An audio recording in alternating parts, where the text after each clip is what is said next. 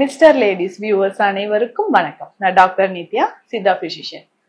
சிறுநீரக பாதிப்பு இருக்கிறவங்க எந்த மாதிரியான உணவுகளை எடுத்துக்கணும், இதுதான் ரொம்ப ரொம்ப முக்கியமான ஒரு விஷயம் இல்லையா?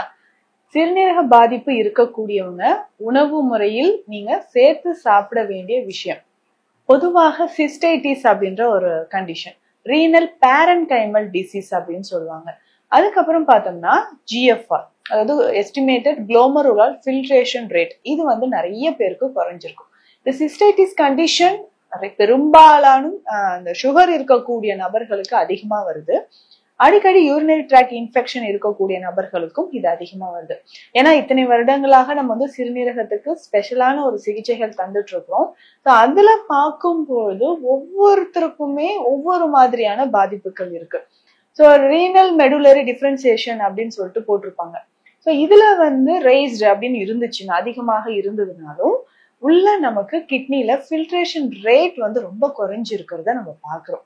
இதுல முக்கியமாக சிறுநீரகத்தோட ஃபில்ட்ரேஷன் ரேட் நமக்கு குறையும் போது அதிகமான ஒரு விஷயம் வந்து நம்ம பார்த்துக்கணும். பார்த்துக்க வேண்டிய, கவனம் செலுத்த வேண்டிய ஒரு விஷயம்னா என்ன? உணவு முறை. அப்படி இந்த உணவு முறையில நம்ம கவனம் செலுத்தி சாப்பிட வேண்டிய விஷயம் என்னென்ன, எந்தெந்த உணவில் அதிகமான கவனம் செலுத்தணும் அப்படின்றத நம்ம தெரிஞ்சுக்கலாம். அதிகமான கவனம் செலுத்த வேண்டிய ஏர்லி மார்னிங், அதாவது காலையில் வெறும் வயிற்றுல என்ன சாப்பிடணும், பிரேக்ஃபாஸ்டா என்ன சாப்பிடணும்ன்றது ரொம்ப முக்கியம். அப்படி பார்க்கும்போது நம்ம தினசரி உணவில் இது எல்லாமே சேர்த்து சாப்பிட வேண்டியது அவசியம் இல்லையா?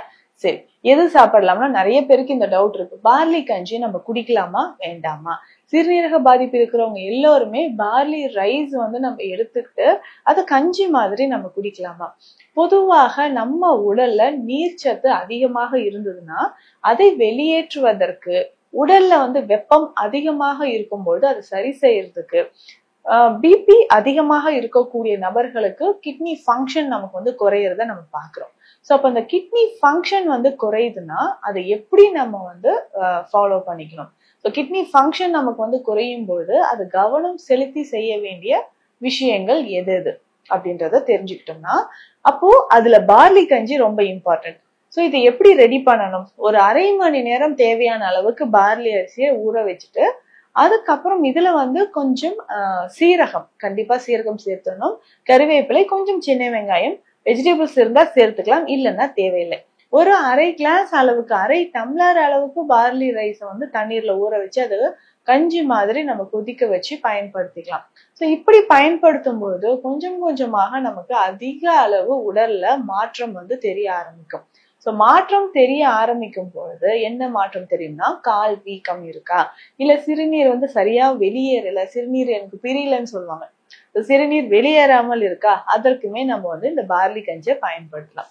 அடுத்த முக்கியமான ஒரு விஷயம்னா வாழைத்தண்டு. வாழைத்தண்டு எப்படி பயன்படுத்தலாம்னா, இத அதாவது கிட்னி ஃபங்க்ஷன் குறைவாக இருக்கக்கூடிய நபர்கள் ஜூஸ் மாதிரி போட்டு எடுக்க வேண்டாம், இத கூட்டு மாதிரி பயன்படுத்திக்கலாம். இல்லைங்க எனக்கு வந்து கிட்னி ஸ்டோன் இருக்கு, முக்கியமாக யூரினரி ட்ராக் இன்ஃபெக்ஷன் இருக்கு, பிளாடர்ல இன்ஃபெக்ஷன் இருக்கு அப்படின்னு சொன்னா வாழைத்தண்டு நம்ம பயன்படுத்தலாம். ஸோ வாழைத்தண்டு சாராக பயன்படுத்தலாம். இல்ல கிட்னி ஃபங்க்ஷன் ஜிஎஃப்ஆர் லெவல் நமக்கு குறைவாக இருக்குன்னும் போது சமைத்து அதை உணவாக கொஞ்சம் கொஞ்சமாக எடுத்துக்கலாம். ஸோ இந்த மாதிரி இது ரெண்டுமே ரொம்ப முக்கியம். காலையில நம்ம வெறும் வயிற்றுலயோ இல்ல பிரேக்ஃபாஸ்ட் மாதிரியோ இதை நம்ம பயன்படுத்தும் பொழுது அதிகமான பலன்கள் நமக்கு கிடைக்க ஆரம்பிக்குது. பலன்கள் அப்படின்னு சொல்லும் போது உடல்ல நிறைய மாற்றங்கள். ஸோ சிறுநீரக பிரச்சனை இருக்கிறவங்க தவறாம இந்த மாதிரி நம்ம பயன்படுத்திட்டு வரலாம். இதுலயுமே முக்கியமாக என்ன ஃப்ரூட்ஸ் நம்ம சாப்பிடுறது, பழ வகைகள் ரொம்ப இம்பார்ட்டன்ட். இதுல டயட் அப்படின்னு சொல்லும் போது நிறைய பேர் நம்ம ட்ரீட்மெண்ட்ல இருக்கும் போதே தெரியும், வெயிட் லாஸ் ரொம்ப சிவியர் ஆயிடும். என்னங்க இவ்வளவு வெயிட் லாஸ் ஆகுது, நான் எதுவுமே சாப்பிடுறது இல்லைங்க, எல்லாமே அவாய்ட் பண்ணிட்டேன். அப்படி பண்ணாதீங்க. உணவு முறையில பொறுத்த வரைக்கும் நம்ம எதையெல்லாம் தவிர்க்க வேண்டுமோ அதை கரெக்டா நம்ம அவாய்ட் பண்ணிட்டு, ஏன்னா நம்ம வந்து ஸ்பெஷலா ஒரு டயட் சார்ட் கொடுப்போம், அதை ஃபாலோ பண்ணிக்கோங்க. ஸோ அதுல வந்து எதெல்லாம் நம்ம அவாய்ட் பண்றோமோ அவாய்ட் பண்ணிட்டு நம்ம சாப்பிட வேண்டிய உணவுகளை நம்ம சரியான விகிதத்துல சாப்பிடணும். ஏன்னா எதெல்லாம் நம்ம தவிர்க்கணும்னு நமக்கே தெரியும். ஸோ சோடியம் அதிகமா இருக்கக்கூடிய உணவுகள், கீரை வகைகள், அசைவ உணவுகள், பால் மற்றும் பால் சார்ந்த டெய்ரி ப்ராடக்ட்ஸ், இது எல்லாமே நம்ம அவாய்ட் பண்றது ரொம்ப ரொம்ப இம்பார்ட்டன்ட். ஸோ இது எல்லாமே நம்ம அவாய்ட் பண்ணிட்டு அதற்கு அடுத்ததாக நம்ம சாப்பிட வேண்டிய உணவுகளை கவனம் செலுத்தி அதை வந்து நம்ம ஃபாலோ பண்ணிக்கிறோம். சரி, சாப்பிட வேண்டிய உணவுகள்ல எது கவனம் செலுத்தணும், அதுவும் ஃப்ரூட்ஸ்ல தான் இந்த டவுட் நிறைய பேருக்கு வருது. ஃப்ரூட்ஸை பொறுத்த வரைக்கும் நம்ம நாட்டு பழங்கள், கொய்யா, பப்பாளி இது வந்து ரொம்ப முக்கியமானது. மாதுளை எடுத்துக்கலாம். வாழை எடுக்கலாமா? கொஞ்ச நாளைக்கு வாழை வேண்டாம். ஸோ ஓரளவுக்கு அது மருத்துவர் ஆலோசனைப்படி நமக்கு வந்து பிளட்ல இருக்கக்கூடிய யூரியா கிரியேட்டின் லெவல் எவ்வளவு இருக்கோ அதற்கு ஏற்ற மாதிரி நம்ம வந்து ஆட் பண்ணிக்கலாம்.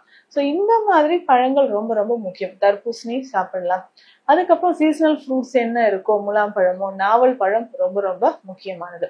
இப்போ சுகரும் இருந்துச்சுன்னா அவர்கள் ரொம்ப ஸ்வீட்டா இருக்கக்கூடிய பழ வகைகளை தவிர்க்கணும். அதாவது முக்கியமா பார்த்தோம்னா மாம்பழம், பலா, ஸோ இந்த சப்போட்டா, இந்த மாதிரி நல்ல ஸ்வீட்டா இருக்கக்கூடிய ஃப்ரூட்ஸ் வந்து அவாய்ட் பண்ணிடணும். ஸோ உணவு முறையில தவிர்க்க வேண்டியது ஓகே, நம்ம சாப்பிட வேண்டிய உணவுகளை கட்டாயம் நம்ம வந்து சேர்த்துக்கணும். புரோட்டீன் சார்ந்த உணவுகளையும் நம்ம அவாய்ட் பண்ணிக்கணும். ஸோ இந்த மாதிரியான ஒரு உணவு முறை சிறுநீரக பாதிப்பு இருக்கிறவங்களுக்கு ரொம்ப சீக்கிரமா அது வந்து குணமடைவதற்கு நமக்கு ரொம்ப ரொம்ப யூஸ்ஃபுல்லா இருக்கும் அப்படின்னு சொல்லலாம். இதுலயுமே முக்கியமாக பார்த்தோம்னா நம்ம மருந்து முறைகளோட சேர்த்து ஒரு சிலர் வந்து ஏற்கனவே இந்த மருந்துகள் எல்லாம் நீங்க ஃபாலோ பண்ணிட்டு இருப்பீங்க. மூக்கிரட்டை கஷாயமோ இல்ல நீர்மூழ்கி கஷாயமோ, ஸோ இது எல்லாம் நம்ம பயன்படுத்தும் போதோ இல்ல தேற்றான் கொட்டை, ஸோ தேற்றான் கொட்டையை நம்ம வந்து ஃபாலோ பண்ணும்போது உடல்ல நிறைய மாற்றங்கள் வந்து உருவாக ஆரம்பிக்கும். ஸோ தேற்றான் கொட்டை அப்படின்னு சொல்ற ஒரு விஷயம் நம்ம சிறுநீரக பிரச்சனை இருக்கிறவங்களுக்கு மிக சிறந்த ஒரு மூலிகையாக இருக்கும். ஸோ தேற்றான் கொட்டையை நம்ம வந்து ஃபாலோ பண்ணும்போது உடல்ல நிறைய மாற்றங்கள் வந்து உருவாக ஆரம்பிக்கும். ஸோ தேற்றான் கொட்டை கற்பமாகவோ லேகியமாகவோ நம்ம பயன்படுத்தலாம். ஸோ சிறுநீரக பாதிப்பு இருக்கிறவங்க என்ன மாதிரியான உணவு முறைகள்ல கவனம் செலுத்தணும் அப்படின்றத இந்த பதிவுல பார்த்தோம். மீண்டும் அடுத்த பதிவில் சந்திக்கலாம். நன்றி.